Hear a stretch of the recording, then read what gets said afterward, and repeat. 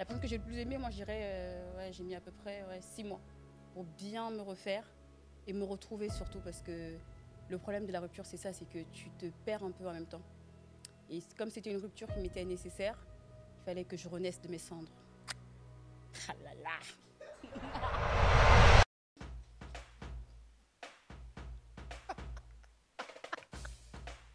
Vanessa, arrête de me faire rire. Ce que tu as fait de plus fou ou honteux après une rupture. De plus fou ou de plus honteux. Qu'est-ce que j'ai fait de plus fou, honteux? Je suis pas fière de moi pour ce que je vais dire. Mais la chose la plus folle que j'ai faite après une rupture, c'est me défriser les cheveux. J'avais je voulais faire un guet-apens. Je voulais lui faire un guet-apens. J'ai scrollé. Après, c'est pas fou. Mais oui, j'ai scrollé, j'ai regardé, j'ai essayé de savoir avec qui la personne sortait. J'ai mené ma petite enquête, on va dire ça comme ça. J'ai surveillé mon ex, on va dire ça comme ça. Parce que en fait, à chaque fois que j'ai eu une rupture amicale et amoureuse, j'avoue que mes cheveux ont toujours pris un coup. Ou bien je me colorais les cheveux, ou bien je me coupais les cheveux, je me suis rasé les cheveux. Ça, c'était une rupture amicale. Je sais pas pourquoi, mais j'ai toujours besoin de changement, en fait. Et c'est toujours mes cheveux qui prennent leur grade. Et j'avais les cheveux naturels pendant beaucoup d'années. Et je me suis dit, je veux les cheveux lisses. Et donc, j'ai défrisé mes cheveux après cette rupture. Mais j'ai refait mon Big Shop après et je suis redevenue naturelle. Et la chose la plus honteuse, c'est supplier. J'ai supplié quelqu'un de revenir dans ma vie et il me disait t'es comme ci, t'es comme ça, t'es comme ci, t'es comme ça. Et j'étais prête à dire oui, ouais, je suis comme ça. Parce que je me disais dans ma tête que si je dis oui, alors il reviendra. Parce que j'acquiesce à ce qu'il dit. Et c'est pas du tout la chose à faire en fait. Genre, pas du tout. Du coup, j'ai appelé toutes les meufs que je connaissais, avec qui il nous a trompés, et je voulais qu'on aille le frapper et tout. Mais ça a loupé.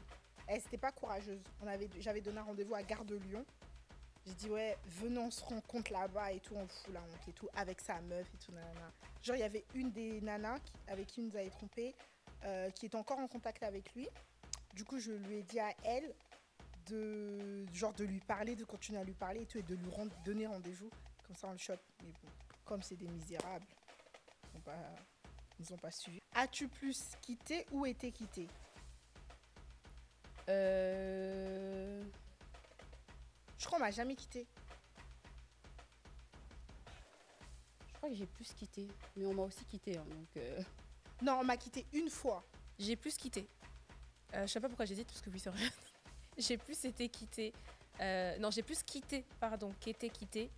Mais il y a des fois, je partais parce que je sentais qu'on allait casser avec moi, en fait. Mais c'est toujours avec le gars, là. Des rencontres, des trucs, parce qu'on a cassé, recassé, tout ça, nanana. Mais du coup, lui, il a rompu une fois. Genre, il a dit c'est fini une fois. Mais sinon, c'est toujours moi qui suis partie. Hein. Quand même.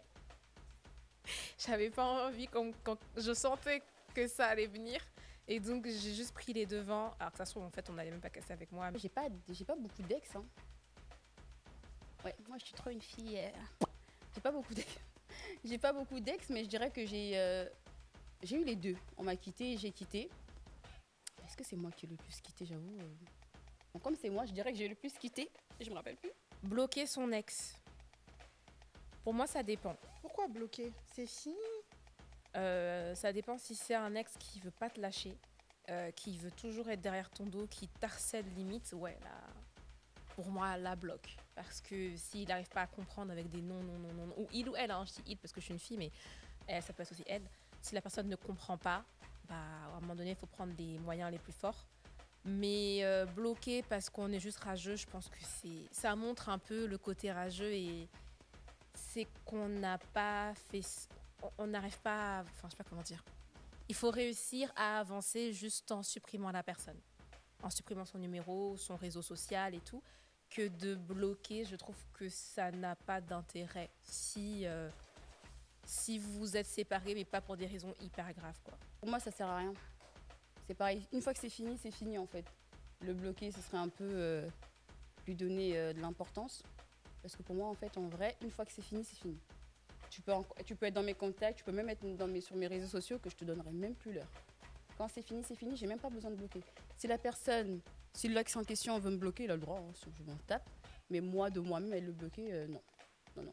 Quand je bloque, quand il y a encore un peu de sentiment et que je veux qu'il remarque que je suis partie, voilà, parce que j'espère encore quelque chose, un comeback ou j'en sais rien. Mais une fois pour moi, c'est fini, c'est fini. Je ne bloque pas, je ne fais rien, je te calcule juste plus, t'existes plus. Déjà, on n'a pas d'ex. Est-ce que vous avez des ex? On n'a pas d'ex. Mais bloquer, non, j'ai pas besoin de te bloquer, je te supprime et c'est fini en fait.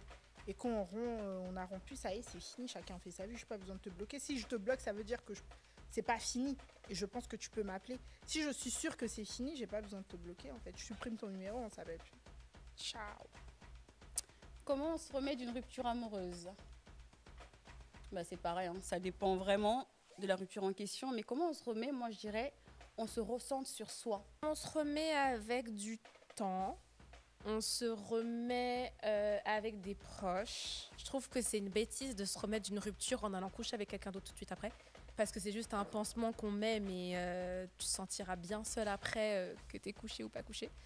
On se remet avec du temps, on se remet en se focusant sur soi, en prenant soin de soi, en devenant la meilleure personne qu'on était. Et pour moi, c'est la meilleure des manières. Dans cette relation-là, je m'étais un peu perdue. Donc, il m'a fallu beaucoup de temps pour me refaire. Donc, comment se remettre? Pour moi, je dirais vraiment se recentrer sur soi, retrouver cette estime de toi peut-être que tu as perdue lors de cette rupture ou même dans cette relation. C'est quand on n'est pas bien dans une relation, souvent on n'est plus nous-mêmes, parce que tu te retrouves à être une personne que tu n'es pas vraiment. Travailler sur ce qui n'allait pas. J'ai un peu pris aussi les défauts quelque part que j'avais dans mon ancienne relation pour ne pas reproduire les mêmes dans ma relation d'après. Ça dépend de la relation que vous avez eue. Ça dépend ce qu'il a représenté pour toi. C'était quoi l'amour que vous avez, combien de temps vous avez passé ensemble. C'est vrai que le temps ne veut rien dire, mais ça dépend de l'importance que tu as donnée à cette personne. Si c'était une personne avec qui tu te voyais faire ta vie, tout ça, nanana, c'est vrai que pour se reconstruire de ça, alors que tu avais fait des plans avec une personne, c'est plus compliqué, tu vois. Mais si c'est une rupture des amusettes, des amourettes, prends le temps qu'il te faudra, mais ça dépend en fait ça dépendra de la personne, c'est du cas par cas en fait. Si tu te focuses sur toi et sur tes objectifs, en fait, tu n'auras pas le temps de réfléchir à l'autre personne à côté parce que tu es focus sur toi, quoi, en fait. Combien de temps ça t'a pris pour faire ton deuil? Qu'est-ce qu'il y a rupture deuil? De mon dernier gourmand ou de... Mon plus gros gourmand, ça m'a pris beaucoup de temps. Beaucoup de temps, je pense 1 an et demi, quelque chose comme ça. Beaucoup de temps. C'était à mes 17 ans et ça m'a pris au moins 2 ans. Vraiment, j'étais tellement folle de cet homme que ça m'a vraiment pris beaucoup de temps, beaucoup d'années. Mais j'étais trop accro en fait, c'était vraiment de l'addiction là par contre, donc c'est pour ça que ça m'a pris beaucoup de temps. Et ça a été la plus longue. Une personne qui a beaucoup compté pour moi, j'ai laissé le temps quand même. J'ai mis un peu plus de 6 mois, vraiment, à m'en remettre pour être sûre de ne plus flancher, de ne pas revenir, de plus rien du tout, pour bien me refaire et me retrouver surtout parce que le problème de la rupture, c'est ça, c'est que tu te perds un peu en même temps. Et comme c'était une rupture qui m'était nécessaire, il fallait que je renaisse de mes cendres. Ah là là.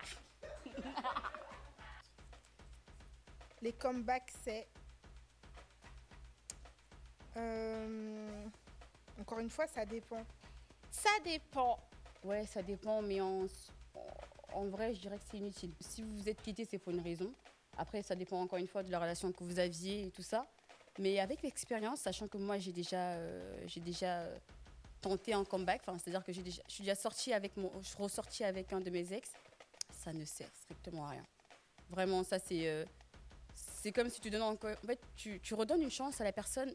Tu revois un film connaissant déjà la fin, donc ça sert un peu à rien pour moi. Ça dépend si c'est le père de tes enfants, un comeback, et que la rupture vient d'une raison inutile ou d'ego ou de voilà. Bah oui, heureusement qu'il y a des comebacks, tu vois. Après, si c'est une rupture où t'as été frappé, t'as été humilié, t'as été... là, il faut que tu saches, est-ce que ta vie en dépend? Est-ce que si tu te remets avec cette personne, tu peux sombrer? Est-ce que si tu te remets avec cette personne, tu peux avoir pire que ce que tu as déjà vécu? Si c'est ça, non, en fait, le comeback, ça n'existe pas et court. Et si c'est une rupture où tu sais que bah, tu l'aimes encore, il t'aime encore et que vous vous êtes quittés pour des raisons bêtes, bah, laisse-le revenir. Il y a des comebacks qui sont nécessaires parce que quand deux personnes s'aiment et sont faits pour être l'un pour l'autre, l'un pour l'autre, et qui se sont séparés pour des raisons bêtes, qu'il y en ait un qui arrête d'avoir beaucoup d'orgueil et juste va vers la personne et dis-lui. Dis-lui ce que tu ressens. Dis-lui tes doutes, tes questionnements, tes sentiments, que tu l'aimes, nanana. Arrêtons d'être...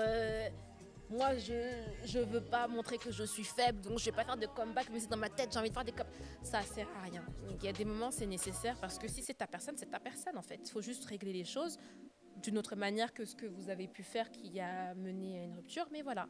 Et il y a des comebacks qui sont totalement inutiles parce qu'il y a des gens, en fait, qui reviennent juste parce que... par dépit, en fait. Par défaut et par dépit.